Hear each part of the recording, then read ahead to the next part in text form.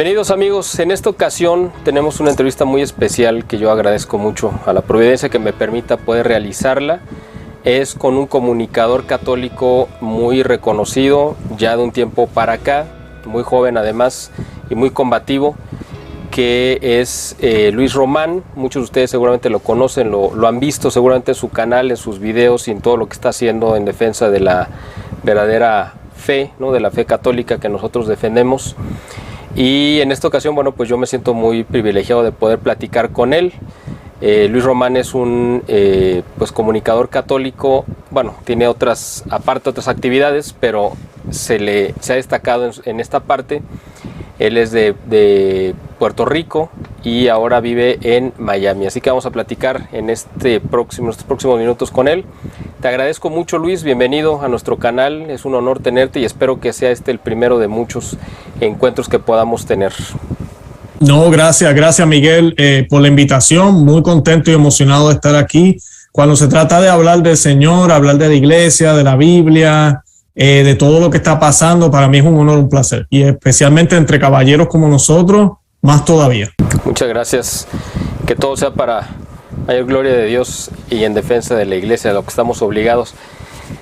A mí me llamó mucho la atención, yo de repente te ubiqué en el radar, ¿no? Porque uno está en esto, pues buscando aliados, amigos, ¿no? Compañeros de esta lucha y esta marcha que es medio ingrata a veces, ¿no? Porque sabemos que los enemigos brotan por todos lados, pero a veces los amigos no están a la vista, ¿no? Uno tiene que irlos buscando y son como esa perla fina, ¿no? Que uno encuentra, como dice el Evangelio.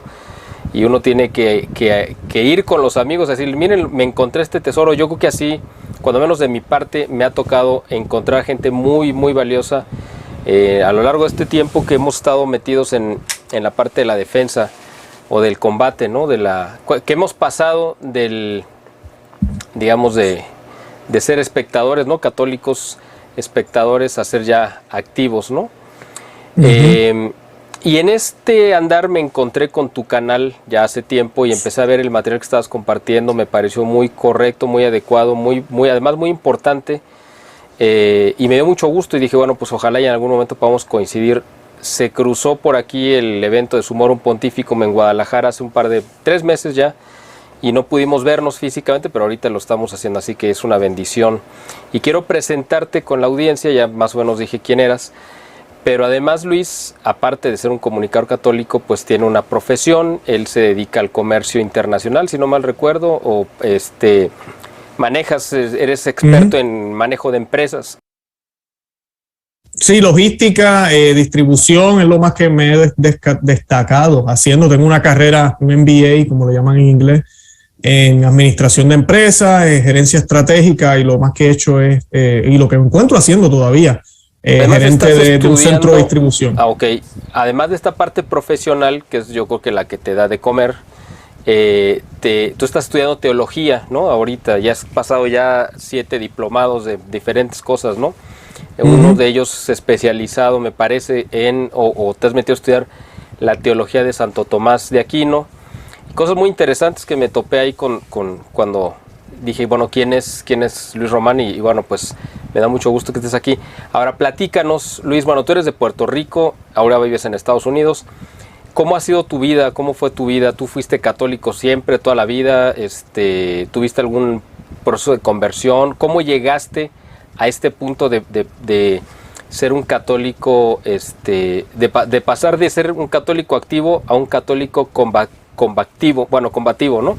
Que es en lo que estamos ahorita. A ver, platícanos un poquito cómo fue tu camino hasta llegar a este punto, por favor. Claro, no, gracias. Pues yo sí, siempre he sido católico, nací católico en Puerto Rico, de una familia muy católica. Mi mamá, que en paz descanse, era muy, muy fervorosa, mi papá también. Y pues crecí en la iglesia, mi mamá fue catequista, mi papá también estaba bien envuelto, después fui servidor del altar o monaguillo, como le llaman, por muchísimo tiempo, y luego el grupo de jóvenes. En el grupo de jóvenes pues descubrí que el Señor me había dado unos regalos de poder predicar, de poder hablar frente al público. Fueron unos años muy bonitos allá con las Pascuas Juveniles, como le llaman en Puerto Rico. Y así fui creciendo. Sí caí en unos graves pecados. Yo pues embaracé a una muchacha muy joven por eso tengo 2 niños que no son de mi matrimonio actual, y pues hice cosas que no estuvieron bien, no vivía mi catolicismo como tenía que ser. Y luego de adulto, pues ya uno trata de arreglar, comienzo a trabajar, comienzo a hacer las cosas bien por mis hijos, y pues, pero no empecé a indagar en la fe. La fe se volvió prácticamente una cosa de domingo, donde yo iba los domingos a la misa, cumplí, se acabó, pero eso de hacer rosario todos los días, o de ir a un grupo, de estar pendiente, nada de eso. Luego, por problemas económicos en Puerto Rico, después del 9/11, hace poquito celebramos el 9/11, lo que sucedió en las Torres Gemelas, pues yo me mudo para acá en el 2003, para Florida. Y gracias a Dios, pues en términos económicos fue un cambio muy bueno. En términos de fe fue grave. Nos enfriamos tanto que terminamos divorciándonos, separándonos, se rompió toda la relación. Y pues yo caí en una depresión muy fea, porque pues fue de parte de ella, no de parte mía. Y pues me alejé del Señor, me enojé con Dios. Yo recuerdo esos días, caí en las garras de la nueva era, bien feo, horriblemente. Y pues pensaba que con el positivismo y el poder mental podía salir de ese hoyo, pero el Señor tenía planes para mí. Luego de que estoy ya un tiempo solo ya, conozco a mi actual esposa, gracias a Dios. El Señor sabe lo que hace, ella no era católica, y por cosas de la vida terminamos yendo a una iglesia católica, termina yendo a un retiro de mujeres, y ella decide hacerse católica. Todo esto yo estoy frío todavía, y el Señor me va llevando de vuelta a Él.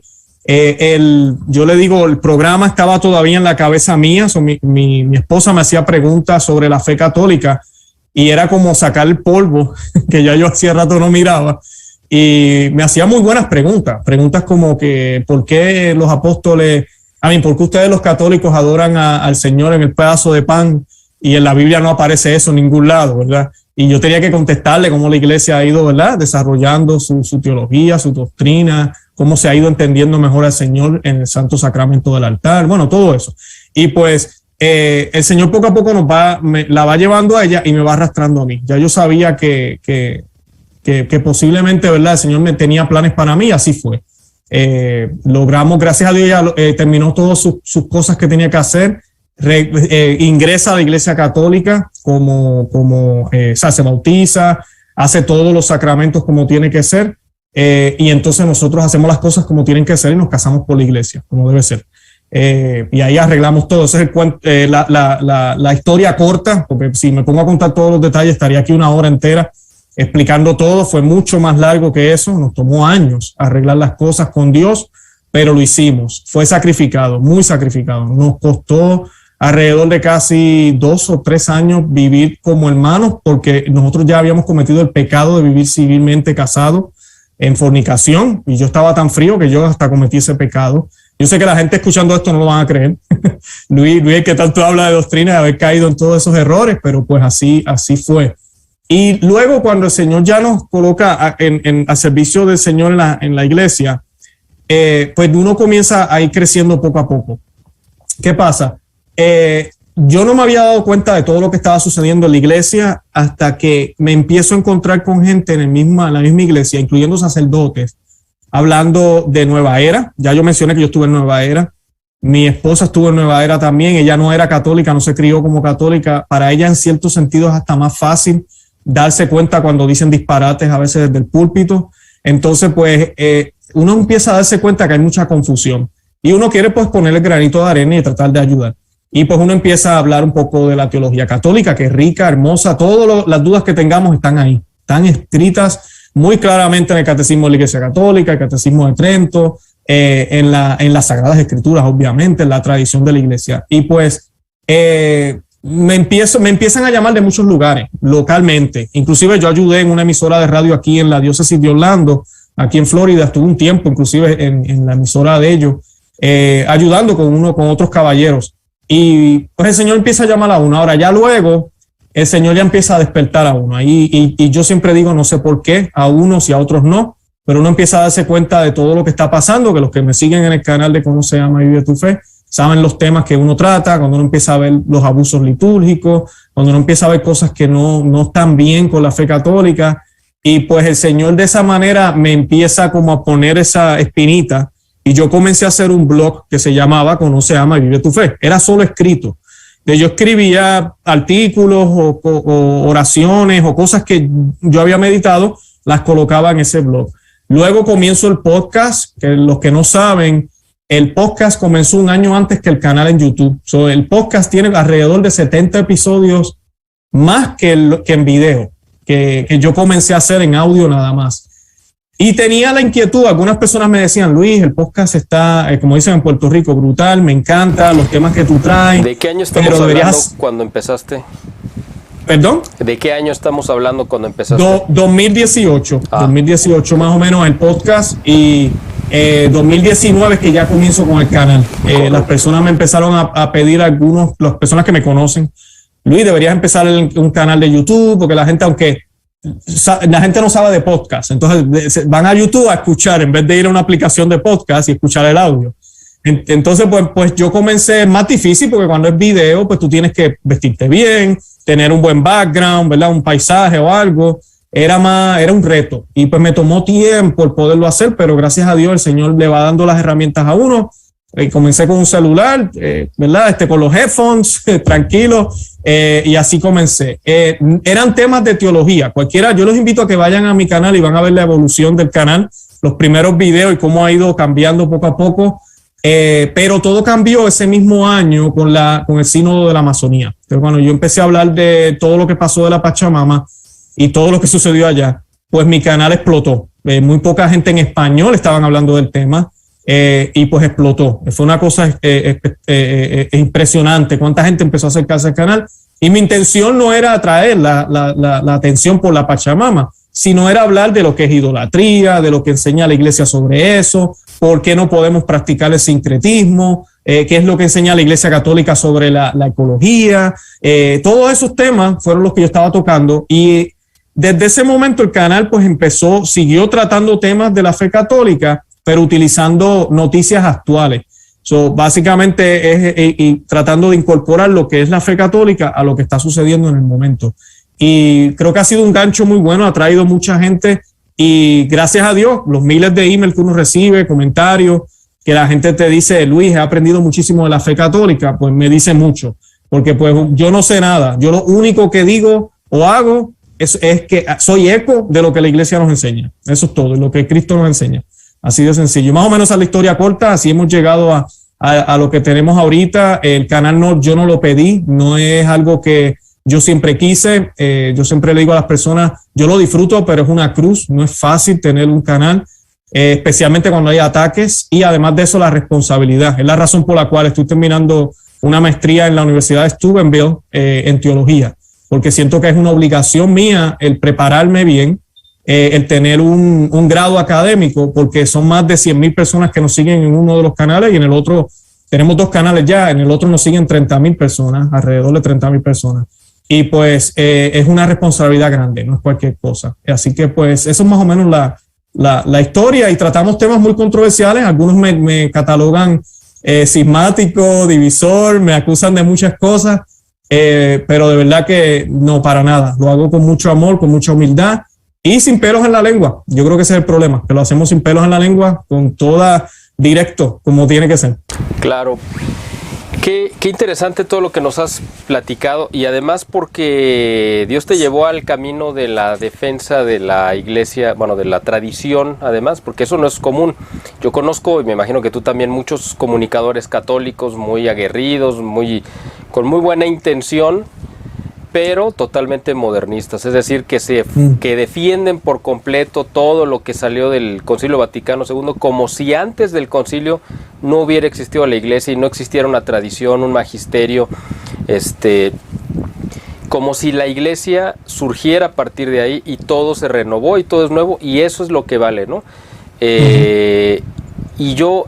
Y además otro tema muy polémico que vamos a tocar un poco más adelante, pero ahorita nada más lo voy a tocar así como una mención, es que no se puede hacer ninguna crítica al actual pontificado, ¿no? Bueno, al de Jorge Mario Bergoglio, porque estos comunicadores brincan como, puedes a lo mejor hasta criticar otras cosas, ¿no? De la doctrina y del magisterio, pero no puedes tocar al Papa porque, ahí sí se arde, ¿no? Entonces uno dice, a ver, pues en orden de jerarquía y de importancia, pues ¿qué es más importante? O sea, el magisterio de 2000 años de la Iglesia o este personaje que está ahorita aquí y va a pasar, porque pues no va a durar para siempre, ¿no? Al frente de la Iglesia. Entonces, esa desproporción también yo creo que nos habla de que hay un problema serio, ¿no? en la Iglesia. Y tú mencionaste algo que se me hizo muy importante. Hay gente que no puede ver esto y tú dijiste, ¿por qué razón? O bueno, es una pregunta. Dios no permite, digamos, ¿no? que todo el mundo lo vea, quizá como vemos tú y yo, con la claridad de los problemas que está pasando la Iglesia. Pues yo a la conclusión que he llegado, porque no tengo una respuesta, sino es una conclusión, básicamente es que es una gracia que Dios le está otorgando a unos y otros no, y no es en base al mérito, porque si fuera en base al mérito yo no la tendría, sino es así como actúa Dios, y Él se reserva quizá el criterio, y seguramente pues es no seguramente es el mejor, porque Él actúa siempre así, y a unos les permite ver y a otros no, así como pasó en el tiempo de Cristo cuando Él vino y se encarnó, y muchos que veían los mismos signos y los mismos milagros, pues unos lo reconocían como el Mesías y otros no, y lo veían. ¿Por qué razón? Pues quién sabe, ¿no? O sea, ese es un misterio que Dios se reserva, pero ahora vemos ese mismo fenómeno. Mucha gente ve los problemas de la Iglesia con toda la claridad y otros no los ven, o aunque los vean, no acaban de reconocer que el problema pues siempre, ¿no? Como el agua y cualquier cascada, pues viene de arriba hacia abajo. O sea, el agua no fluye de abajo hacia arriba, sino es de arriba hacia abajo. Entonces, pues nosotros vemos que estos problemas vienen así, en ese orden jerárquico, empiezan a caer, ¿no? Como en escalones. Pero bueno, ese tema lo vamos a tocar un poquito más adelante. Ahora cuéntanos cómo fue tu relación con llegar a la tradición, es decir, a esta parte, no solamente de decir, bueno, me voy a dedicar mi tiempo a defender la doctrina, etc., sino además, ¿cómo fue que tú llegaste a la convicción de que esta parte, digamos, tradicional de la Iglesia, que ahorita ha sido tan atacada y que casi se le quiere borrar incluso del mapa, era el camino correcto de la defensa, ¿no? Que es el camino además que siempre ha tenido la Iglesia? No estamos inventando ninguna ruta nueva, es el camino que han recorrido durante 2000 años todos los santos y todos los papas, todos los místicos, los padres de la Iglesia, etcétera, etcétera. Entonces, pues es el camino, no hay otro. ¿Cómo fue que tú llegaste y conociste ese camino y reconociste que ese era el correcto y no el alterno que se ha venido pues presentando en los últimos 50 años en la Iglesia? Claro, yo les voy a compartir un testimonio en términos, y va a ser relacionado con la Eucaristía, que es lo que nos distingue a los católicos. Los católicos, nuestra vida debe ser centrada en la Eucaristía. Misa y sacramento, porque a veces la gente se equivoca cuando piensan que Eucaristía es solo la Santa Hostia, ¿verdad? Ya consagrada. Ya deja de ser la hostia para ser Cristo, ¿verdad? Me refiero a la misa y a ambas, al sacrificio de la Santa Misa. Yo cuando pequeño, como mencioné, yo era monaguillo, y yo recuerdo una de las palabras o frases que nunca se me olvidó cuando a mí me adiestraron para ser monaguillo. El diácono en esa parroquia me decía: Luis, vas a usar esta patena, ¿verdad? Que mucha gente hoy en día no sabe ni qué es eso. Yo le digo el platito, ¿verdad? La patena, que es el platito, como decimos en palabras coloquiales, que utiliza el servidor del altar, el monaguillo, el acólito, como las palabras ya más tradicionales, para asegurarse que ni la mínima partícula de nuestro Señor caiga al suelo, o que la Santa Hostia completa, si se resbala o lo que sea, caiga al suelo. Yo recuerdo que el diácono me dijo: Luis, tú no vas a mirar al comulgante, tú no vas a mirar al sacerdote. Cuando tú tengas la patena en tus manos, tú vas a seguir al Señor de un lado al otro. Viene el próximo a persona, lo mismo. Y esto es misa nueva, misa novusoldo. Estamos hablando personas de pie, recibiendo al Señor en la boca. No había nada de comunión en la mano, solo en la boca. Y había patena. Esa fue una de las cosas que a mí se me quedó siempre arraigada en mi corazón. Yo recuerdo cuando el obispo de Puerto Rico hizo el anuncio de que quien quisiera recibir al Señor en la mano lo podía hacer. a mí me brincó el corazón. Y yo estaba bastante joven cuando yo escuché esas palabras desde el púlpito. Por obediencia, el sacerdote tuvo que leer el documento. Muy poca gente empezó a hacerlo, pero yo decía, qué raro. A mí me habían enseñado que solo el sacerdote podía tocar al Señor. Yo uso la patena, que por culpa de ese cambio que pasó, la patena luego la eliminan. Y pues yo comienzo a ver todo eso. Y pues llego aquí a los Estados Unidos. Yo me imagino que en México también hay sus problemas, pero en Estados Unidos es impresionante ver la cantidad de gente que lo recibe en la mano. Prácticamente es todo el mundo. Y tú tienes aquí en una misa fácil 25, 30 ministros extraordinarios de la Eucaristía. En muchas veces el sacerdote ni siquiera distribuye la Eucaristía, él se sienta. Entonces, esas eran cosas que a mí me ponían, me alteraban, porque no tenía la teología que yo había aprendido de la iglesia, no coincide con eso. Entonces, además de eso, los dejaban subir alrededor del altar con ropa casual, con maones, con suéter, con camiseta. Y yo decía, pero no hay que estar vestido para ir allá arriba. Yo recuerdo cuando yo era monaguillo, yo tenía que ponerme la sotana antes de yo ir a asistir al sacerdote, e inclusive para ensayar o practicar la Santa Misa, ¿verdad? Para no aprenderla, nos colocábamos la ropa porque es un lugar santo, es un lugar sagrado. Entonces, uno va viendo ese cambio, uno va viendo cómo la iglesia, en vez de ir acercándose a lo más sagrado, como que va tirando para el lado y vienen con las excusas que todo es en el corazón, todo es en el corazón. Y pues no, hay un problema. ¿Qué pasa? A mí me hacen una invitación a una parroquia tradicional aquí en la Florida, mis padrinos de boda me invitan. Y cuando yo voy ahí, no te voy a mentir, Miguel, yo estaba perdido completamente. La misa era muy distinta a la misa que se hace, ¿verdad? La misa nueva.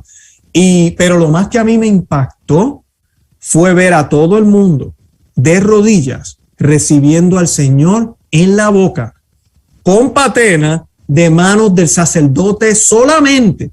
Todo el mundo en la parroquia, no había ni uno solo recibiéndolo en la mano, porque no se lo iban a dar de todas formas. Y eso a mí me hizo casi llorar. A mí se me salieron casi las lágrimas esa primera vez que yo fui. Esa es la razón primordial que yo les recomiendo a todo el mundo, la misa tradicional. Algunas personas empiezan, no, es que a ti te encanta el latín, que a ti te encanta, nada que ver con el latín. El latín es lo de menos. Lo más importante es adorar y glorificar a Dios como Dios. Y eso fue lo que a mí me mueve a la tradición. Claro, ya uno va a estas parroquias, empiezan las preguntas. ¿Por qué no hay mujeres en el altar? ¿Por qué solo el sacerdote es el que lee las lecturas? ¿Por qué eres el único que distribuye la Eucaristía? Y uno comienza a aprender, ve lo que escribió San Agustín, lo que escribió Santo Tomás de Aquino, lo que los sínodos, concilios dijeron. Y esto es doctrina de la iglesia. Y no hay un solo concilio ni un solo sínodo que haya dicho que la comunión se puede recibir en la mano, ¿verdad? Eso ya es tema, podríamos hablar de eso hoy toda la noche. Lo que hay es un indulto por Pablo VI en aquel momento, como un permiso, una excepción, pero no debería ser. Y se ha vuelto ahora la norma. Entonces, cuando uno ve eso, ve los dos lados y te das cuenta que en un lugar donde se hace la misa nueva, todas estas faltas se están haciendo y en el otro lugar no se hacen, pues tú dices, caramba, ¿sabes? No hay más nada que pensar, 1 más 1 es 2, me tengo que ir para acá, porque el Señor me ha dejado ver. Ahora, el Señor no me ha dejado ver, ahorita tú hablabas de eso, ¿por qué deja ver a unos y a otros no?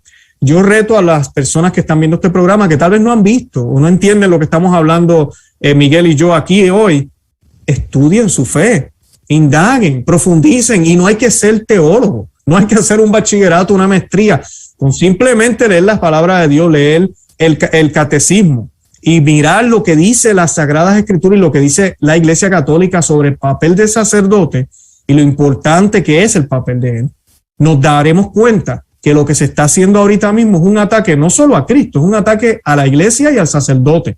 Lo que se hace es tirar al suelo todo lo que la Iglesia siempre enseñó y lo que nos enseña Jesucristo en su persona. Así que esa fue mi manera mi forma de llegar, pues fue a través de la Eucaristía, Miguel. A través de la Eucaristía fue que yo llegué a la misa tradicional. Vaya, qué interesante. Y ahorita que estabas mencionando esta parte del ataque al sacerdote, a la Eucaristía y a la Iglesia, bueno, particularmente a la misa y al sacerdote,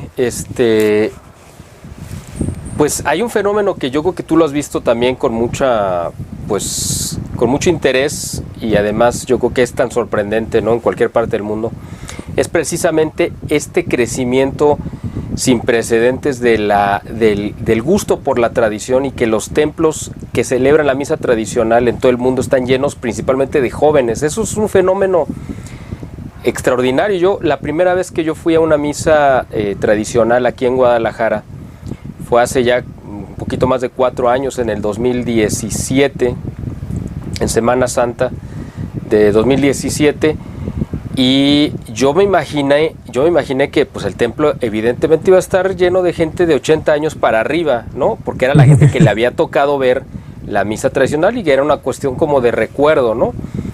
Y mi sorpresa fue que sí había gente obviamente de esa edad, pero serían 10 personas, y el resto, que había gente hasta de pie, todos eran quizá menores de 50 años. Y yo dije, bueno, ¿esto qué es?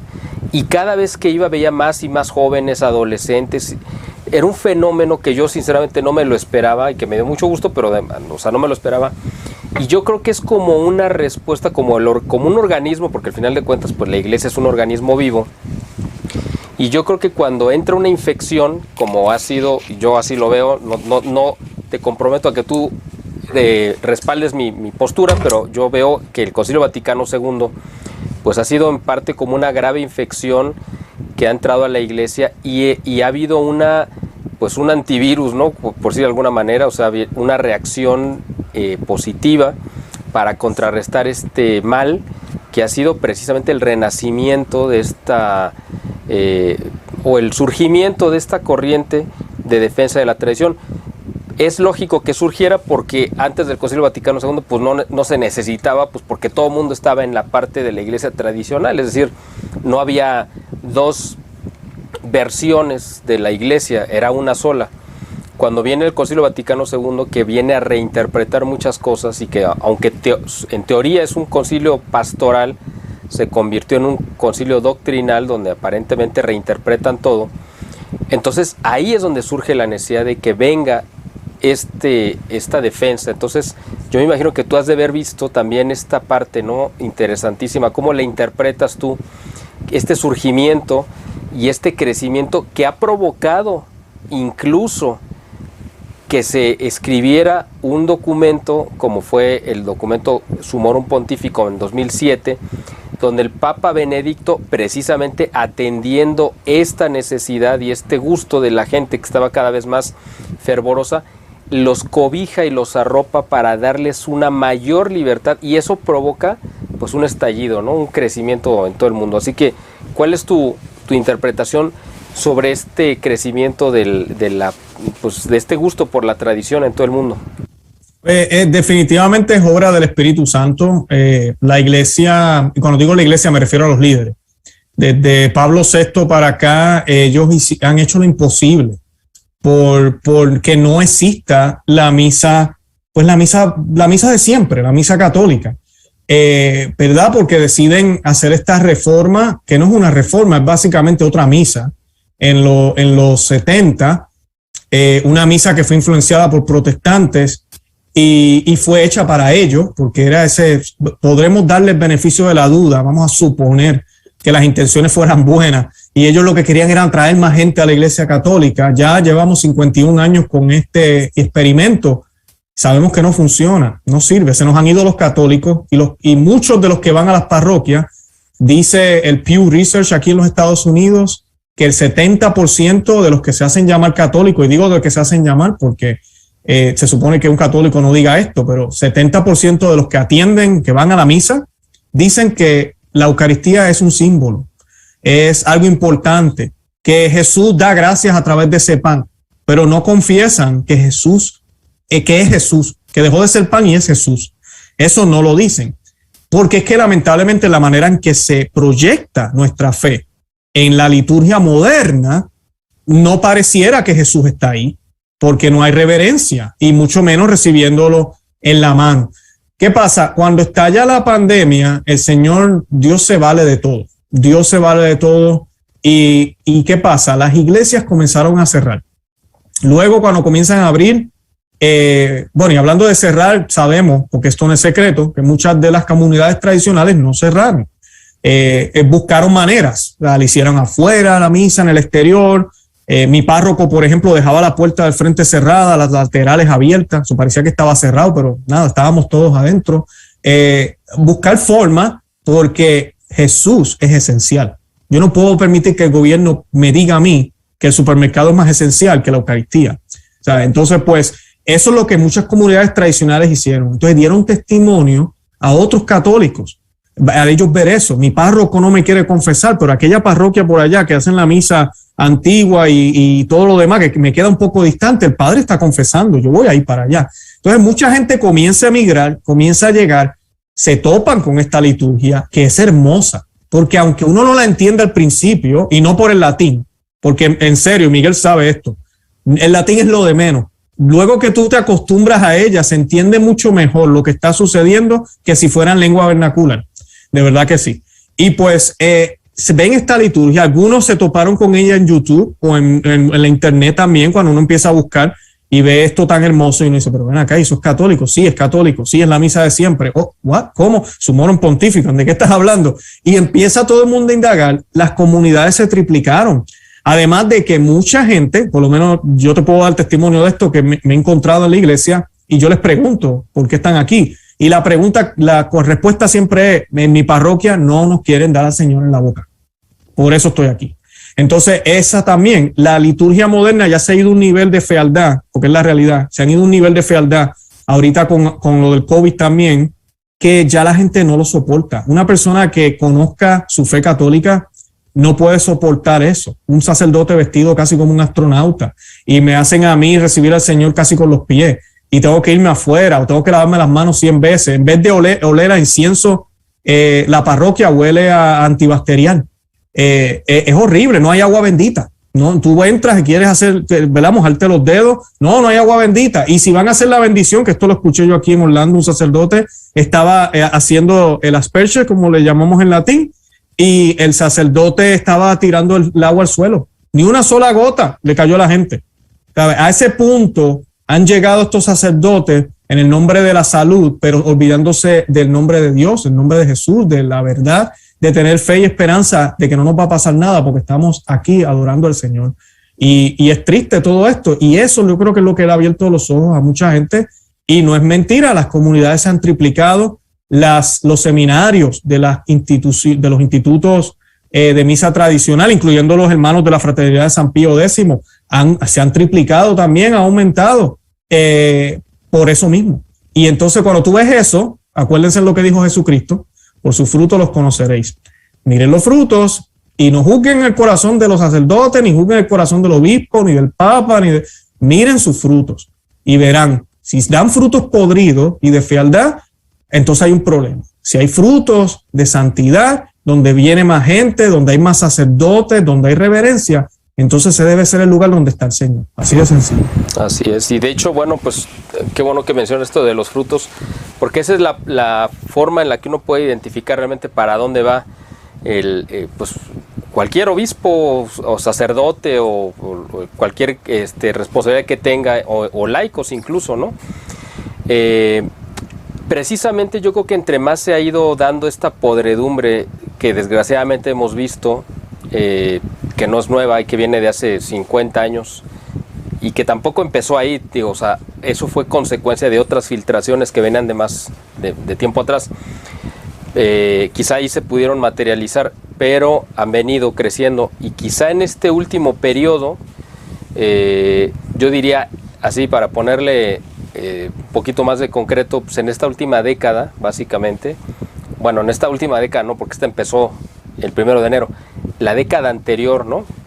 Donde vimos la renuncia, yo creo que forzada, obligada, presionada, del Papa Benedicto, y lo que ha venido con este nuevo pontificado, pues bueno, ahí uno puede remitirse, independientemente de que si uno puede considerar asuntos legales sobre su origen y que si es legítimo o no, pero independientemente de eso, ya los frutos en sí mismo hablan y nos dan un resultado y uno tiene que poner en la balanza y uno no se puede cerrar a decir, bueno, es que esto va mal. O sea, si uno dice, a ver, si a mí me ponen a hacer una adoración pagana a una deidad, como fue en el caso de la Pachamama, que fue lo que a ti te sacudió en 2019, pues evidente, es que no hay forma de defender eso, o sea, no hay forma, no puedes bajo ninguna circunstancia justificarlo.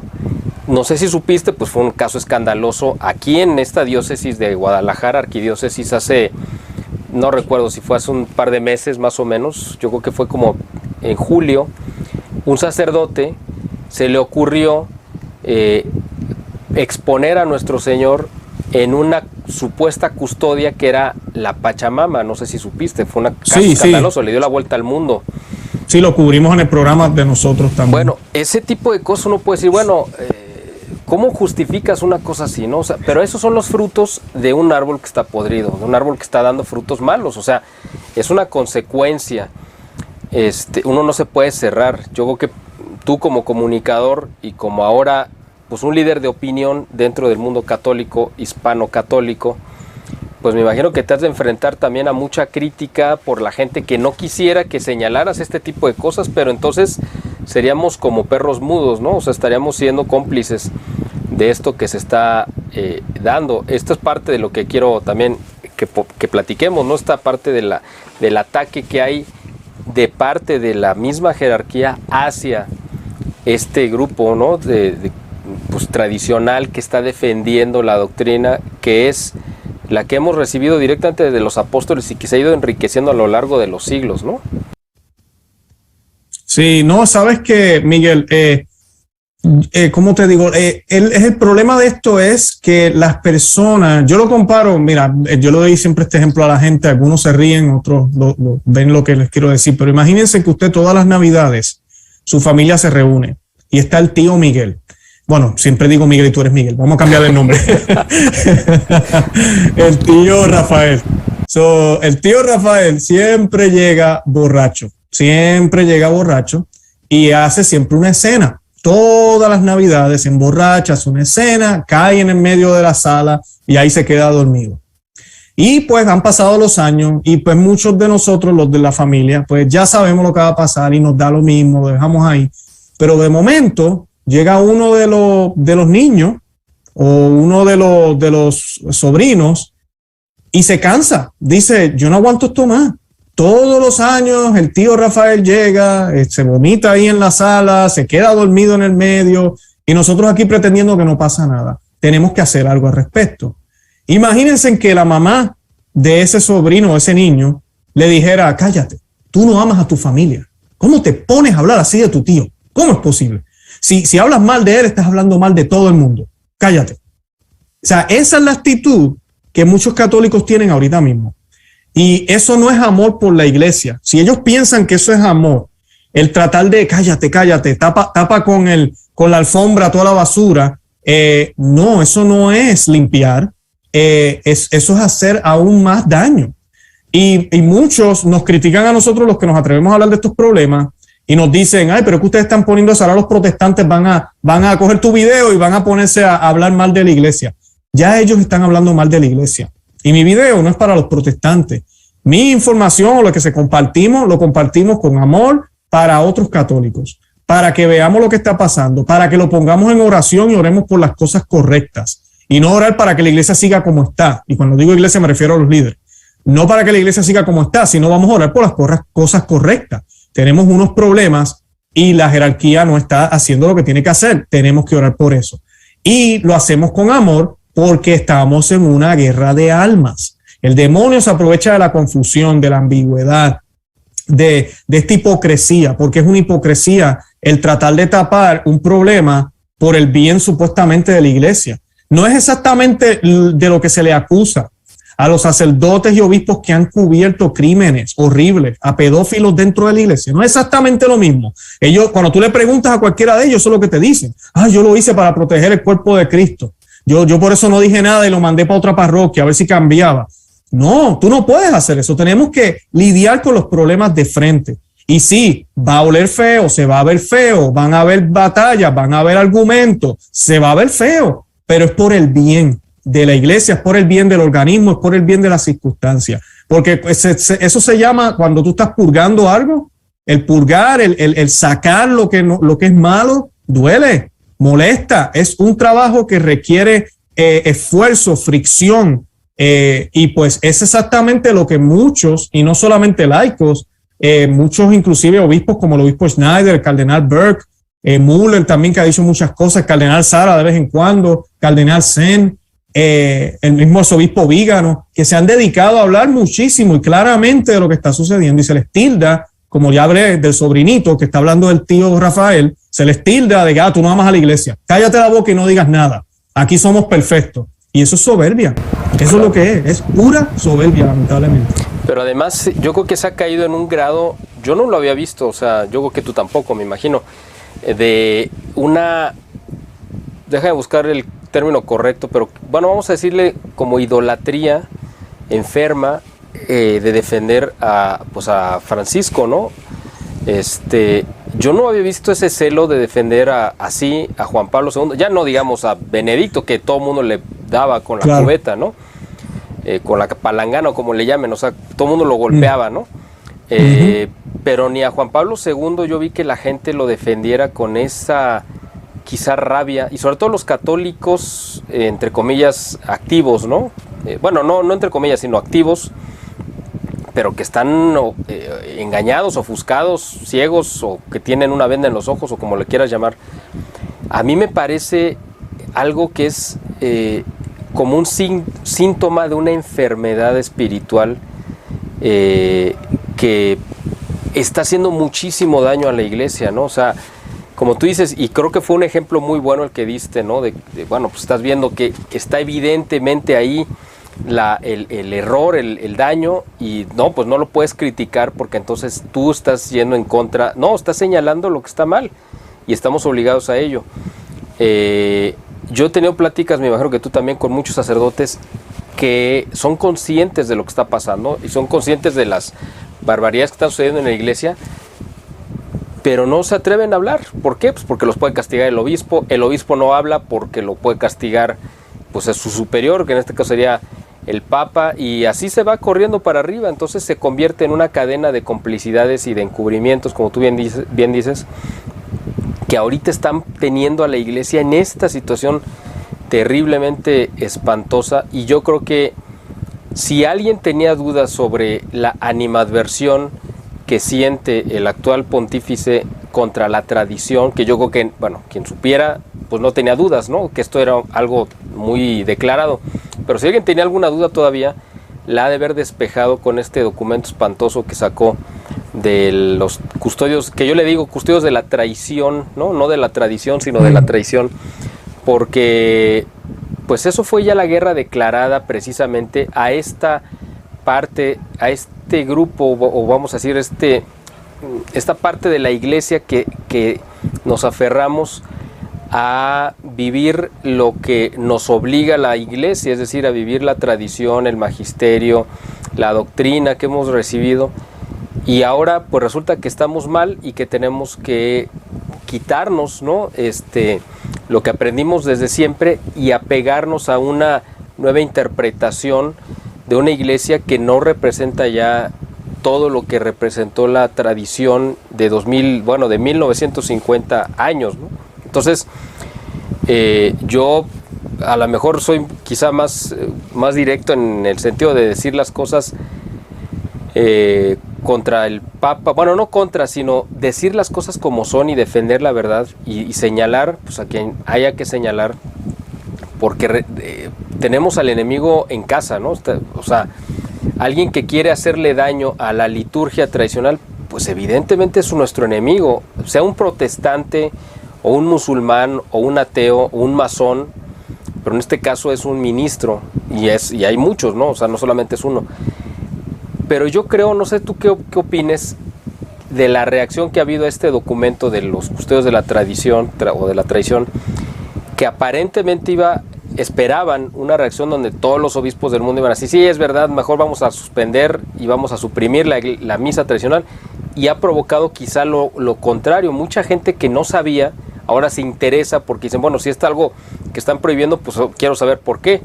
Y muchos sacerdotes que nunca la habían celebrado ahora tienen interés de celebrarla, y obispos que ni siquiera les era un tema que les importara, ahora dicen, bueno, pues sí, vamos a empezar a permitirla. O sea, quizá fue un efecto contrario a lo que esperaban, y yo lo veo, no sé tú cómo lo veas, como que golpearon el avispero. Cuando hay un avispero, donde están todas las avispas o las abejas, ¿no? Una colmena de abejas, y tú llegas y lo golpeas, lo que vas a provocar es que van a salir todas, se van a salir y te van a atacar. Bueno, en este caso aquí no se trata de atacar, simplemente de defender lo que ellos estaban custodiando. En este caso era ese tesoro que es pues la miel, pues en este caso es la liturgia. Entonces golpeas ahí y lo que provocas es que salga la gente a defenderla. Y eso da un ejemplo para que mucha gente que sería indiferente o que no sabía, pues se sienta atraída. No sé cómo tú veas la reacción que ha habido sobre este documento. Sí, no, ha sido muy interesante porque tienes toda la razón, Miguel, lo que estás diciendo. La reacción no fue la que ellos esperaban, yo no tengo duda de eso. El documento sale, la carta que acompaña al documento es muy interesante porque el Papa pues explica por qué lo está haciendo, y una de las razones que él da es esa. Él dice que se hizo una encuesta, como podríamos decir, o un survey, le dicen en inglés, y pues se hicieron unas preguntas en las diócesis y los obispos respondieron, que hay información de que solo el 30% de los obispos respondió. Así que ni siquiera es la gran mayoría de los obispos respondieron el cuestionario, ese es el nombre, cuestionario. Pero supuestamente la gran mayoría dijo que esto era un problema, que estos grupos tradicionales eran anti-Vaticano II, odiaban al Papa, se creían más católicos que la Iglesia Católica y teníamos que hacer algo. Y que él, como Papa, pues se vio obligado, entonces tuvo que hacerlo. Y lo hizo. Y yo veo eso como una manera de él lavarse las manos. O sea, él dice, pues ahora lo dejo en las manos de ustedes. Y él hace esto esperando que los obispos reaccionen y hagan exactamente eso. Empiecen a prohibir, como hicieron en Costa Rica, lamentablemente, de esa manera. Y entonces, si alguien quiere poner dedos, pues van a señalar a quién, a los obispos.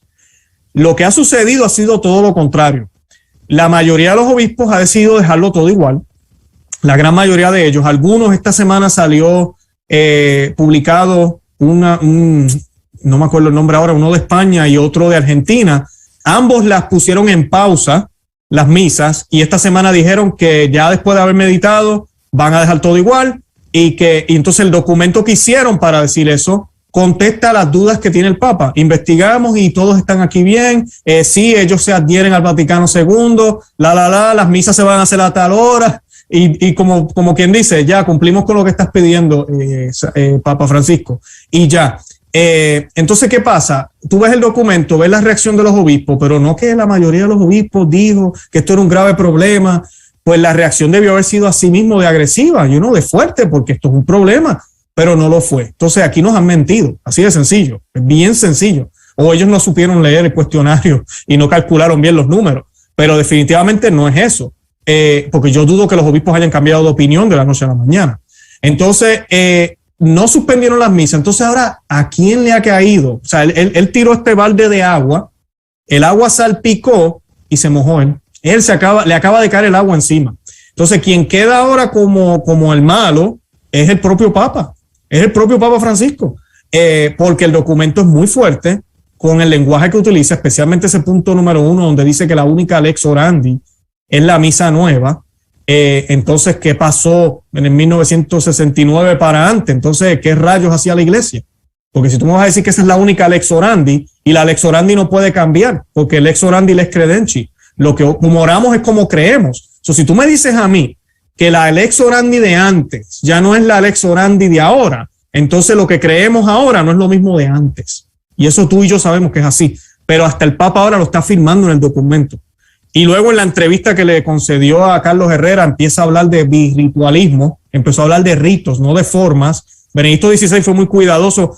Yo aprecio su morum pontificam, pero el lenguaje de formas, inclusive para muchos nosotros no creemos que sea el más adecuado, porque la misa es una, esto de que la forma, pero él trató de reconciliar un poco, de que hubiera una continuidad, y apreciamos eso de Benedicto XVI. Pero el Papa Francisco se atrevió a decir los otros días en una entrevista que hay dos ritos, que son dos ritos. Él mismo está admitiendo, esto es algo que Pablo VI nunca quiso decir, que era un rito nuevo. Él nunca quiso decir eso, dice, no, es la misa. Lo que pasa es que ahora la hacemos así. O sea, siempre fue lo que los modernistas trataron de vendernos. Y ahora tenemos un modernista porque es que es obvio, si tú miras las dos misas, los que han ido a las dos misas saben, son distintas las oraciones, la forma en que se celebra, la manera en que se celebra, la intención, la mente. Una está enfocada en un banquete y la otra está enfocada en el sacrificio de Gólgota. Así de sencillo. Es bien diferente la manera en que se hace.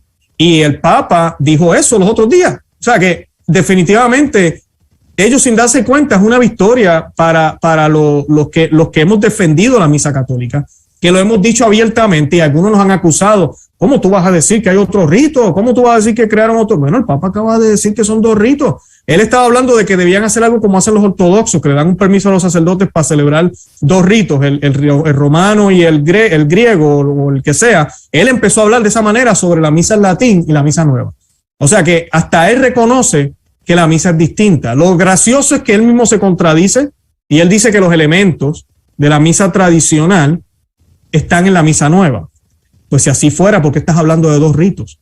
¿Por qué estás diciendo que son dos ritos? O sea, porque es que ellos saben que no es cierto. O sea, tú vas a una misa tradicional, si conoces la teología católica, como le ha pasado a algunos sacerdotes que yo he entrevistado, el padre Romanowski, Jonathan Romanowski, que yo le entrevisté, yo no sabía que él era protestante antes de ser sacerdote, y él llega a la iglesia católica, estudia la teología, amaba la misa nueva. Él dice, no, el Cristo está ahí, yo amaba la misa, pero no fue hasta que fue a la misa tradicional que se dio cuenta, espérate un momento, esto es lo que yo he estado estudiando, ahora lo puedo ver con claridad, porque hay una coherencia, les orandi, les credenci. O sea, por eso yo les reto a la gente, no me haga caso a mí, no le haga caso a Miguel, póngase a estudiar la fe, asista a la misa tradicional y usted mismo se va a dar cuenta, va a darse cuenta que hay una discrepancia, una interrupción cuando nos trataron de imponer o nos impusieron esa liturgia moderna con otras metas. La meta no era traer a Cristo, la meta era tener una fraternidad de la iglesia, que es lo que estamos viendo ahorita. Ese era el plan a largo plazo y lo estamos viendo ahorita, el ecumenismo,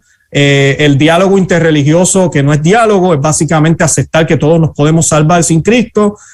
Todo este disparate que estamos viendo ahora, ver a los papas, que lamentablemente Juan Pablo II comenzó con esto, de ver los papas orando al mismo nivel con religiones paganas, es horrible. O sea, algo que nunca fue posible antes de los años 60, ni se hizo. No porque la iglesia era una iglesia de soberbios, sino porque era una iglesia que defendía la verdad. Y la verdad es una, y es Cristo Jesús. Y al que no le guste, pues que se vaya. Así de sencillo. Pues ahora queremos adaptar a Jesús al paganismo. Y eso es un pecado horrible. Claro. Me da mucho gusto escuchar esto que dijiste, ¿no? Porque, pues sí, tienes razón. Uno de las cosas que más se le han criticado, bueno, o que se le deberían de criticar al Papa Juan Pablo II con todo el bien que hizo, pero pues fue un error grave, ¿no? Para empezar, el hecho de haberse metido, antes que hacer la oración esta de Asís, haber ido a la sinagoga de Roma, para empezar, ¿no? Porque, bueno, ahí puso en el nivel de que la antigua alianza pues seguía vigente cuando pues quedó abolida, ¿no? Para empezar.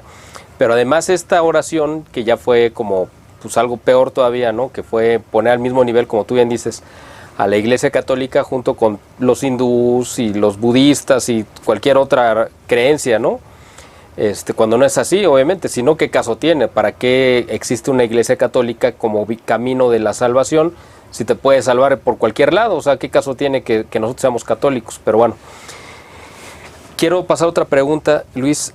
Esto que hemos platicado, esto exactamente, este tema que ahorita estás tocando, ¿no? De la diferencia entre estos dos ritos, no es algo que solamente se quede como una cuestión litúrgica, es decir, no solamente es una cuestión que se discute en la iglesia, específicamente en Estados Unidos se ha reflejado en dos posiciones políticas antagónicas también, lo cual a mí se me hace muy interesante porque yo no sé si en otras partes del mundo suceda, quizá, pero en Estados Unidos creo que ha sido evidente que la gente, los católicos que apoyaron a Trump en el año pasado, estaban en la misma sintonía que el arzobispo Viganó, por ejemplo, y los que estaban criticando a Francisco, señalando por este tipo de cosas.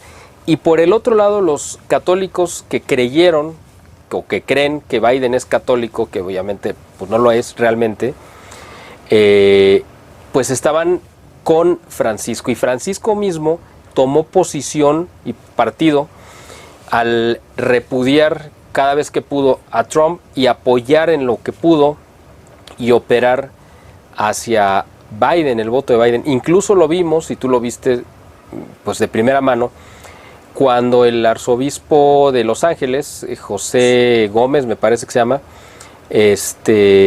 pues hizo un señalamiento sobre por qué no se le debería de dar la comunión a los católicos o políticos católicos que estuvieran a favor del aborto, y vino una reacción, una respuesta del Vaticano para tratar de detener eso que iba a ser pues un documento, según entiendo, de la Conferencia del Episcopado Americano. Entonces, aquí ya estamos hablando no solamente de esta discusión litúrgica sobre si es de 2 misas y 2 ritos y lo que sea, sino esto ya se reflejó también en la parte política, porque evidentemente el cardenal, Trump se apoyó mucho en el cardenal Viganò para golpear a esta ala católica que tenía una influencia obviamente grande en Estados Unidos, pero que son sus enemigos declarados.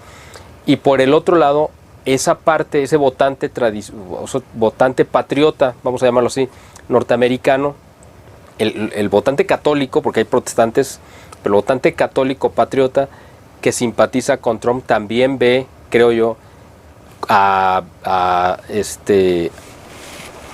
Francisco pues como su, pues no sé si decir su enemigo, no sé si llega a tanto, pero cuando menos como alguien que no los representa en la fe, y bueno, pues en lo social menos, ¿no? Entonces, no sé, ¿tú cómo ves esta parte, ¿no?, de la polarización social que le echan la culpa a Trump cuando realmente él pues simplemente vino a decir, a ver, yo defiendo los intereses sobre los que se fundó este país y son los que yo quiero retomar y reencauzar, que es lo contrario al globalismo, ¿no? Y Francisco representa, es el pontífice entregado por completo al globalismo y al proyecto del nuevo orden mundial. Yo creo que, bueno, yo lo digo y son mis palabras, no hago que sean tuyas, son mis palabras, pero pues no sé qué opines tú al respecto sobre esto.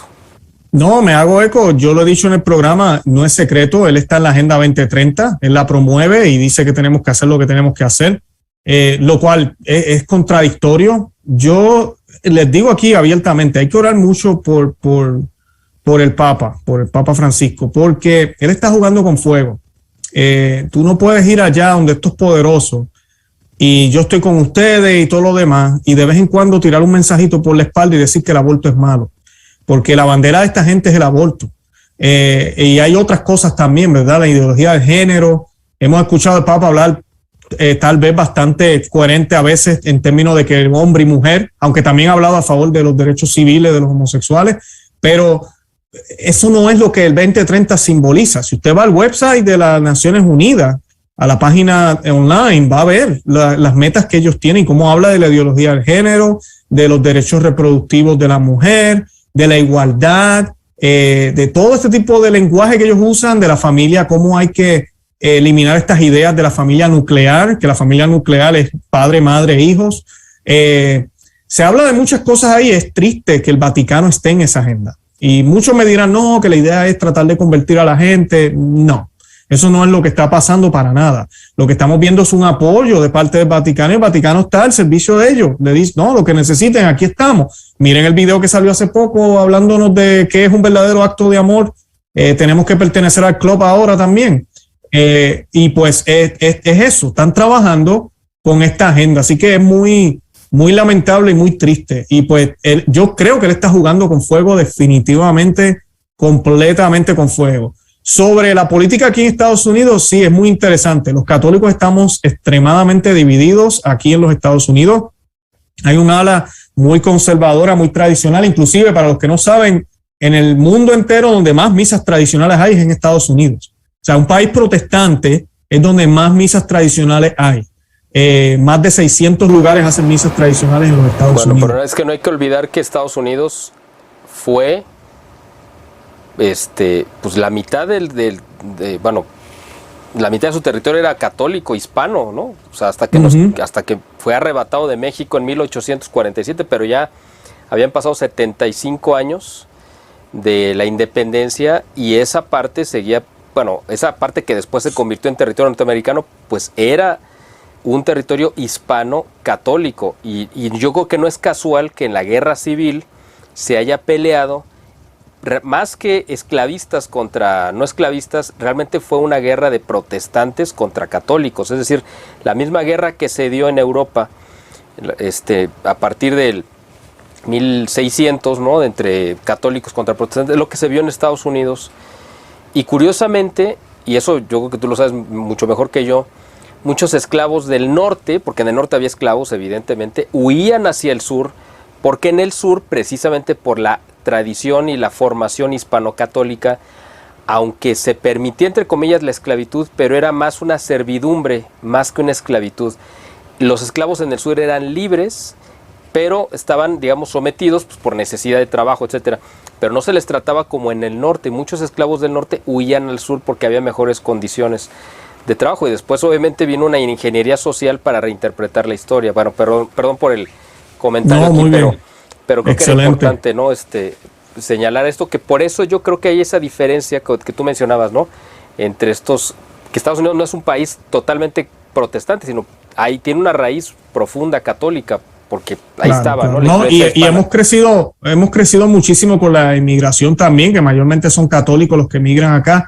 Pero volviendo a lo del Trump, algo que a mí me molesta. Yo recuerdo el Papa era muy vocal sobre la presidencia de Trump, hablaba sobre las murallas y tiraba indirectas. No estamos aquí para construir muros, hay que construir puentes. Tenemos un presidente ahora que se hace llamar católico. Dicen que él es devoto católico, es un católico devoto, nos dicen. Ellos nos dicen, él dice, como inclusive él utilizó las imágenes del Papa para un anuncio político.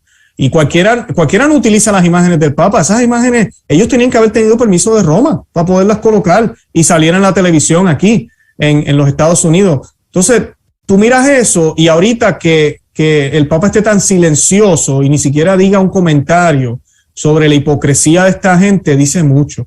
Además de eso, una de las relaciones que yo veo entre Biden y el Papa, hace un tiempo nosotros hablamos en el programa, el lema del presidente Biden cuando se postuló para presidente, cuando era candidato, era Build Back Better, ¿verdad? Reconstruir mejor, más básicamente, volver a reconstruir mejor. ¿Qué es lo que están haciendo ahorita con esta crisis mundial? Yo sé que el tema no es el nuevo orden mundial, pero es lo que están haciendo con toda esta crisis de salud. Están tratando de destruir lo que es para construir un nuevo orden, un nuevo normal, un nuevo todo, porque ya lo otro no sirve. Es una idea muy satánica también. Solve coagula. Si usted mira las imágenes de Baphomet, esa frase está en el brazo de Baphomet, solve coagula, que significa disolver y volver a juntar. Y hay un grupo, una comisión en la ONU que se llama así, Build Back Better. El Papa usó esa frase y habló en esa comisión sobre eso, sobre reconstruir de nuevo. Él inclusive tuiteó y en la cuenta de Twitter habló de eso cuando todavía estaban las elecciones aquí. En inglés los americanos lo castamos porque decía la frase Build Back Better. En español mucha gente no sabe porque en español no decía eso. Entonces pues la gente no lo vio, pero los americanos lo vimos. Y pero ven acá, el Papa acaba de tuitear la frase de Biden.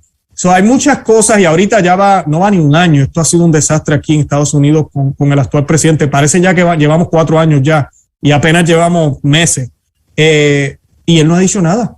Él no ha dicho nada sobre lo que este señor está haciendo a favor de la cultura de la muerte, a favor de lo que ellos llaman los derechos reproductivos de la mujer, lo agresivo que él está haciendo con órdenes mandatorias, con mandatos de dictador básicamente, para obligar a empleadores a hacer unas cosas por la razón que sea.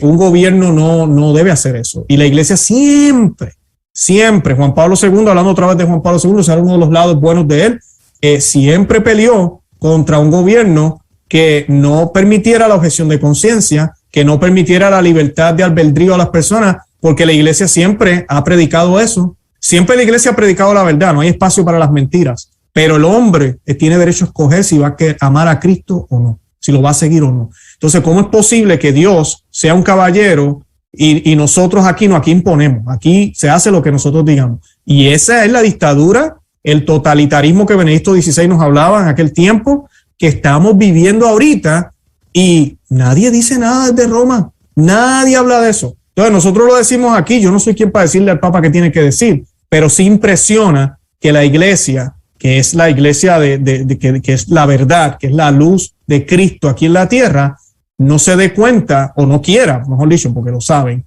no quieran hablar de eso. Y ahorita mismo esa es la diferencia que vemos. Vemos como cuando Trump estaba en el poder, había mucha ataque, y ahora lo que hay es silencio. No hemos escuchado tampoco un apoyo formal a lo que Biden está haciendo, pero hay silencio, y que calla otorga, como digo yo. Claro. Ahora quiero terminar, Luis, además agradeciéndote todo el tiempo que generosamente nos has regalado, pero quiero terminar con algo muy actual, ¿no? Que es algo que incluso tú publicaste, creo que el día de hoy, ayer u hoy en tu canal, que es este video de Mel Gibson, ¿no? El actor y productor tan afamado, que después yo, bueno, estoy preparando un video sobre él, porque creo que vale mucho la pena, no sobre este video, sino sobre él y su ya muy larga historia combatiendo el nuevo orden mundial, pero específicamente este video que él grabó, hablando sobre los sacerdotes cancelados, es decir, estos sacerdotes pues ya castigados, ¿no? Por decir la verdad, por defender la liturgia, por dar la comunión en la boca, perdón, y una crítica durísima hacia los obispos. Él habló específicamente de los obispos norteamericanos, a quienes señaló como asalariados, ¿no? Y se fue directo a la cabeza, porque bueno, ¿y quién los contrató a ellos, no? Bueno, pues los contrató Francisco, ¿no? Y a él, ¿quién lo contrató? Pues la Pachamama, ¿no? O sea, bueno, se me hizo muy buena la frase, porque además yo creo que va por ahí, pero coméntanos tú, por favor, tu interpretación, tu análisis sobre este video de Mel Gibson. Te voy a dar mi interpretación rápida, Adelante. Simplemente porque creo que es importante poner un contexto. Hace una semana Mel Gibson estuvo en México, no sé si lo supiste, vino a hacer una gira, estuvo en el estado, bueno, del norte, para ti sur, pero bueno, o de Baja California Sur, en México, habló con la gobernadora porque parece que iban a hablar de un proyecto económico, porque iba a grabar una película, una cosa y no me acuerdo. Bueno. Sí, vi a Eduardo Verástegui, creo que estaba por ahí también. Que vi unas fotos también. A eso voy, exactamente. Bueno, Eduardo Verástegui, que es un actor, tú ya lo conoces, ¿no? No voy a hablar más de él, pues por otras razones, pero seguramente quiero enfatizar que yo tengo la percepción que él es uno de los defensores del Papa Francisco, es decir, yo nunca lo he visto ni le he escuchado ninguna crítica, simplemente él creo que está totalmente alineado con el Papa por ignorancia o por la razón que sea. Pero para mí es muy significativo, y ahí es donde quiero hacer el énfasis, de que Mel Gibson estuvo toda una semana con Eduardo Verástegui, a quien todo el mundo identifica como alguien cercano a Francisco, y en cuanto regresa a Estados Unidos, lanza este video quizá como para desmarcarse, como para marcar su distancia.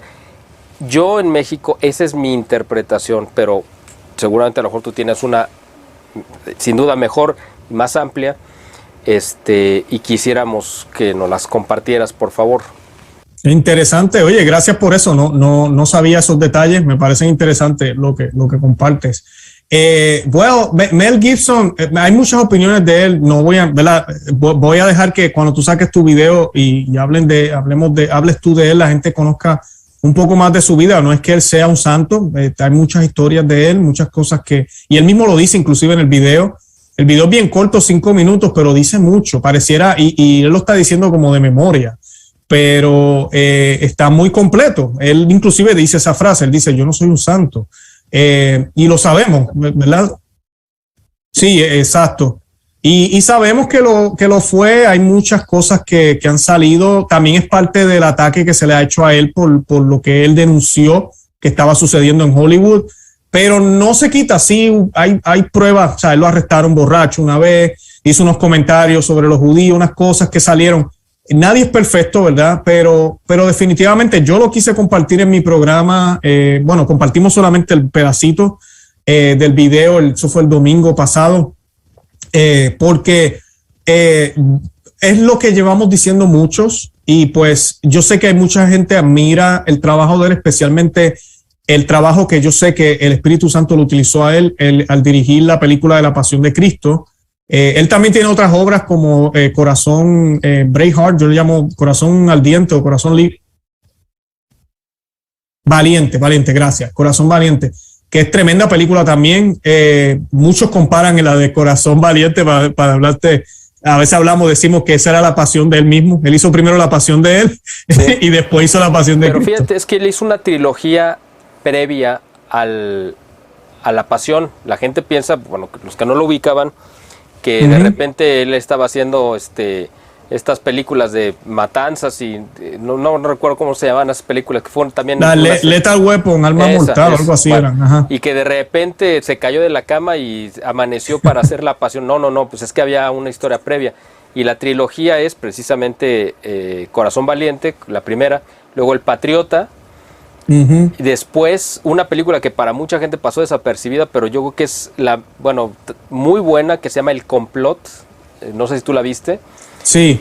Pues realmente es que él estaba evidenciando quiénes eran a lo largo en 3 periodos distintos de la historia, pero son los mismos enemigos. Es que el asunto es que están conectadas las 3 películas, y era, pues primero la Edad Media, después pues la Revolución Americana, la guerra de Independencia, y después estos mismos enemigos actuando en el siglo XX, porque esa película es del 97. Y la cuarta, pero en esta misma línea, pues es la pasión. Pero si tú ves la pasión y tienes el antecedente de esas 3, pues te das cuenta que están conectados, y al final de cuentas te das cuenta que realmente los enemigos pues más o menos son los mismos, o sea, o cuando menos han actuado igual. A lo mejor no son los mismos, pero han actuado igual, ¿no? Entonces, claro, no hay Apocalipto también, cuando luego sí. Apocalipto sale luego. Pero Apocalipto presenta esa imagen que no, los indígenas no eran felices y vivían en un paraíso, y vinieron los cristianos y le quitaron la libertad. Era todo lo contrario, lo que ya al final de la película uno ve también en esa película, que a mí me pareció muy buena. Exactamente, qué bueno que la mencionas, así es. Él menciona, porque él es un contrarrevolucionario, y eso es el llamado que yo hago en mi programa también. Tenemos que despertar, nos han mentido en la educación y en la historia, y tenemos que ser contrarrevolucionarios. La revolución se ha dedicado a sacar a Cristo y a Dios de la historia, de la vida. Por eso hubo una revolución francesa, la revolución luterana, porque es una revolución protestante. Todas las revoluciones que han habido, la revolución sexual y la que está habiendo ahora, la que está sucediendo ahorita en nuestros propios ojos, es para remover todo lo que sea, lo que queda de ese remanente cristiano, de esa era gloriosa que la Iglesia Católica llegó a estar, donde los pueblos eran católicos, no eran perfectos, pero eran católicos, eran cristianos, y Dios era el centro. Y pues él siempre ha sido una persona que ha denunciado eso, y en la iglesia se ha dado cuenta desde hace mucho tiempo ya. A mí me sorprendió que él hablara de este tema que habló en ese corto. Algo que él menciona y me parece interesante, que deja a todos pensando. Cuando él menciona al principio del clip o del video que la coalición de sacerdotes cancelados, y él se ríe y dice, es increíble que tengamos algo como esto. Y esa parte a mí me tocó, porque yo digo, wow, es cierto. O sea, es increíble que exista una cosa como esa. Y él empieza a hablar qué sucede con los sacerdotes, por qué los obispos los persiguen. Él usa las palabras grandes, utiliza, en inglés dice bully, ¿verdad? Los intimidan. Y luego empieza a hablar un poco también de la misa tradicional. Me gustó cuando mencionó Quam Primum. Yo no lo pude creer. Yo dije, este señor está bien informado. Cuando mencionó Quam Primum, dijo, no, la misa no la pueden quitar porque está protegida por Quam Primum. Y Quam Primum, para los que no saben, es el documento que el Papa San Pío V decretó y canonizó la misa. Por eso lo que sucede en los 70 es problemático, porque la misa no se puede cambiar, no se podía cambiar. Y eso es debatible, algunos teólogos lo debaten, pero hay unas cosas ahí en la Santa Misa que no se podían cambiar y se violaron. Y pues él menciona eso también, habla muy claro de todo eso, y y habla lo que tú mencionaste, del Papa Francisco, él habla de la infiltración básicamente, él habla de una infiltración, como tú mencionabas al principio del programa, que no comenzó en el Concilio Vaticano II en los años 60, sino que lleva ya unos 100, yo me atrevería a decir 150 años. El Papa San Pío X luchó contra el modernismo. A mí me da gracia cuando la gente me dice, no, el modernismo sí, el Papa San Pío X lo destruyó. No, él lo aguantó, pero volvió a resurgir. Se aguantaron, se escondieron, esperaron. Y poco a poco empieza a salir esa nueva teología, nuevas interpretaciones, no por parte de protestantes, sino por parte de católicos.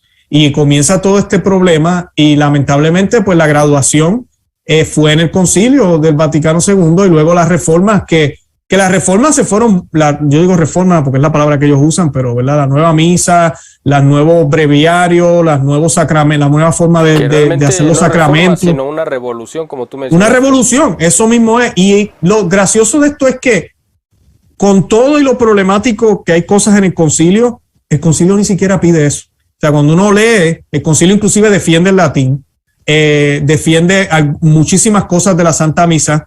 Hay una de los documentos Sacrosanctum Concilium, creo que es, si no me equivoco, que habla de la misa. Yo siempre le digo a la gente, cuando usted lea ese documento, recuerde y mire la fecha. La misa nueva no estaba todavía cuando ese documento se escribió. Incluso la música litúrgica se defiende que el instrumento primordial es el órgano y que el canto en latín, o sea, pero después se fueron por la tangente. Así es.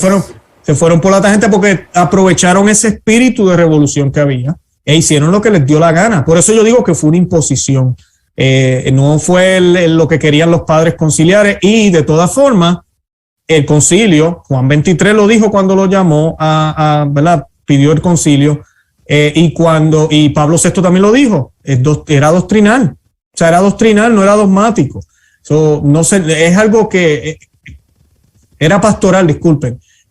Y es inaudito lo que ha estado pasando por 50 y pico, 70 años ya, cómo se ha tomado lo que ha pasado ahí, cómo se han olvidado de lo que pasó antes, como tú decías al principio del programa. Es como si una iglesia, pues cómo no, ha nacido una contraiglesia dentro de la iglesia católica, porque la iglesia es una. Y pues ya se nota demasiado, ya se ve muy claro. Y eso es lo que pues Mel Gibson está denunciando muy claramente en ese corto y también darle soporte a estos sacerdotes, porque sí es una realidad. Amigos sacerdotes que me escuchan, tenemos que estar dispuestos a dar el cuello por Cristo. Yo, Miguel, mi persona, no es por darme en el pecho, pero no es fácil pararse en una cámara y que miles de personas te vean semanalmente. Y uno está poniendo muchas cosas en riesgo también. Yo no estoy diciendo que soy más santo, pero tenemos que tenemos que dejar la comodidad. No estamos en tiempo de comodidades. Y usted, sacerdote, usted piensa que yo debería dar a Cristo en la boca. Denlo en la boca. Mi obispo me dice que lo tengo que dar en la mano. Distribúyalo en la boca. El Señor le está diciendo a usted en el corazón que lo distribuya en la boca. Y nosotros le debemos obediencia ciega solo a Cristo. Solo a Cristo el obispo se puede equivocar. Y una orden que no va en acorde con las enseñanzas de la Iglesia Católica no hay que seguirla. Y si eso le cuesta que, no tenga parroquia, como le pasó a muchos sacerdotes, como le ha pasado al padre Michael Rodríguez, como le ha pasado a muchísimos sacerdotes, pues mira que así sea entonces. Bendito sea Dios. Es mi llamado y es lo que pues Mel Gibson hace en ese video también. Él está dando apoyo a estos sacerdotes cancelados, que hay acá en Estados Unidos una coalición que hicieron grupos de laicos para apoyar a estos sacerdotes, para que ellos puedan continuar su labor, a pesar de que ya no tienen parroquias, no tienen nada, porque los obispos no quieren darle parroquias, porque hablan la verdad. Claro, pues es una situación muy grave la que estamos viendo. Pues Luis, de verdad, tenemos una infinidad de temas que yo creo que podemos pasarnos aquí, no solamente varias horas, sino yo creo que el resto de la semana platicando, y yo creo que son muy interesantes. Y te voy a pedir también que, ojalá podamos volver a conectarnos más adelante, porque hay muchos temas que se van a ir dando, además se van a seguir dando, pero este primer programa que hicimos, yo te lo agradezco de verdad, fue muy, muy interesante, muy enriquecedor. La gente que no tuviera la fortuna todavía de conocerte, pues ahora te van a conocer, te van a seguir a lo largo de la transmisión, del programa.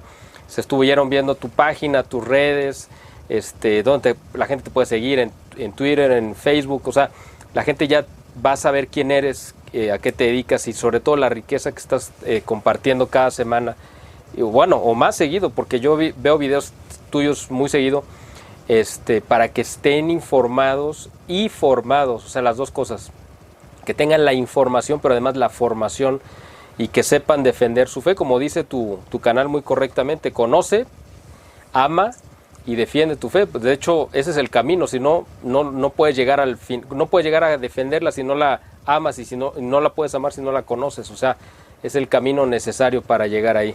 Así que, Luis, de verdad te agradezco todo este tiempo que nos has obsequiado. Fue muy enriquecedor. Yo te invito a que volvamos a conectarnos más adelante. Y si tienes algún último comentario, pues adelante. No, gracias por la invitación, muy contento, gracias por tomarme en cuenta y sí, claro que sí, aquí estaremos de nuevo. Nada, invito a la audiencia, a los que no nos conocen, Conoce, Ama y Vive tu Fe es el nombre del canal. Hay otro canal que se llama Perspectiva Católica, ambos, ¿verdad? Tratamos Perspectiva Católica, no hacemos tantos episodios, Conoce, Ama y Vive tu Fe, usualmente son 3 episodios semanales. También estamos en conoceamaYvivetufe.com. Ahí pueden suscribirse. Yo les estoy regalando un libro que se llama Maná de Aliento para el Cristiano y pues pueden recibir las notificaciones y no se pierden nada por email.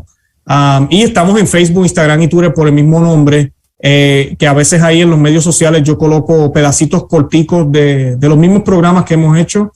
Si quieren estar informados también pueden suscribirse ahí a Conoce, Ama y Vive tu Fe en esos medios y así no se pierden nada y nada. Yo invito a la audiencia mía también que tal vez que no te habían encontrado a que te busquen y también se suscriban a tu canal y pues que estén pendientes a todo lo que tú vas a estar colocando, porque pues para eso estamos aquí, estamos para unirnos, para hacer un frente fuerte en estos tiempos de lucha, buscando lo que tenemos en común, defendiendo la sana doctrina y sobre todo trabajando por el reino de Cristo, por el reino del Inmaculado Corazón de María, que está a punto de llegar, eso está ya a la vuelta de la esquina, como dicen. Sí, así lo veo yo también, esto ya es inminente, esto ya no puede soportar más y estamos viviendo yo creo que la parte final del reino del mal y eso nos debe de alegrar, ¿no? Porque es como dice la Escritura, hay que levantar la cabeza porque estamos prontos a nuestra liberación. Esta esclavitud del pecado a la que hemos estado sometidos durante tanto tiempo y creo que ya estamos cerca de ser liberados, así que bueno, que esa esperanza nos mantenga firmes. Pues muchas gracias Luis por este tiempo y gracias a ustedes también por el favor de su atención. Este programa especial que hicimos con Luis Román desde Miami y bueno pues... O es Kissimmee, de Kissimmee. ¿Perdón? Estoy en Kissimmee, Florida. Perdón, en Florida, perdón. Sí. Sí, ya sí. Bueno, Miami, Florida también, pero estoy en Kissimmee. Ok. Bueno, pues muchas gracias por habernos seguido a lo largo de esta transmisión. Pónganse en contacto con Luis, estén al pendiente de todo lo que está subiendo. Y pues como siempre les agradezco que nos estén siguiendo. Yo soy Miguel Salinas Chávez y bueno, esperamos verlos pronto en nuestra siguiente entrega. Hasta la próxima. Hasta la próxima. Amén.